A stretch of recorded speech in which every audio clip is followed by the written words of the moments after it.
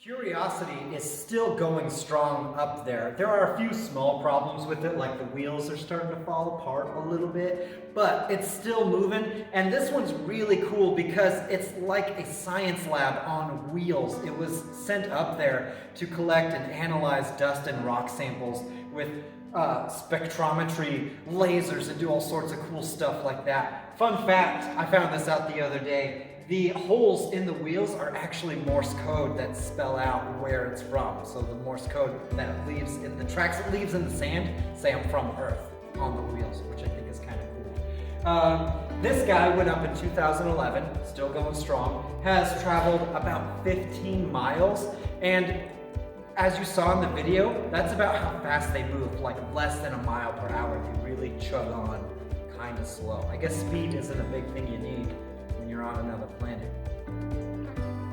Curiosity, being full of its advanced scientific equipment, was sent up to search for life on Mars and evidence of water, which we did find. It found out through erosion patterns in the soil that Mars was a place that once had water and does have the building blocks for life, so we're kind of hoping Martians.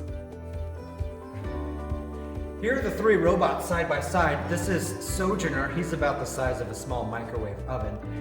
Spirit and Opportunity both looked like this one right here, like the size of a small go-kart. And then Curiosity is this big one right here. He's like the size of a small car.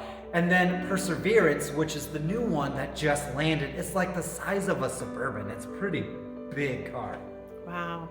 Curiosity has a lot of gadgets. He does have a lot of gadgets.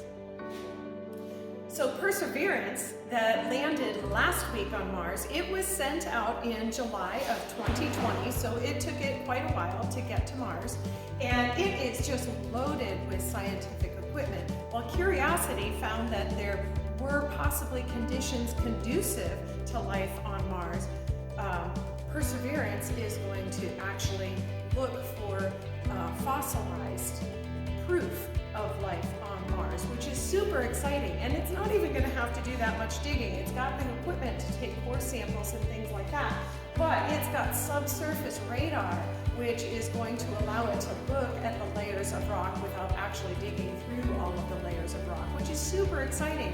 We don't know if we'll find any like dinosaur Martians fossils, but we might find microbial fossils, and that's what we're truly hopeful for. And it's got a spectrometer and a microphone, which is really cool. In the video below, you can listen to the sounds that it is already recorded on the surface of Mars. And my favorite part is the robot has a pet robot. It has a little helicopter, and it's just going up for a test flight. But you've got to appreciate how hard it's going to be to fly a little helicopter on Mars. They had to make the blades go 5 times faster because Mars has very little atmosphere, so it has very little to push against as far as air. And they had to make the angles of the blade, the angle of attack, much steeper, and the blades go in opposite directions. We've added a video for that, showing you how they expect it to work and watching the scientists test it out. Super cool, my favorite part.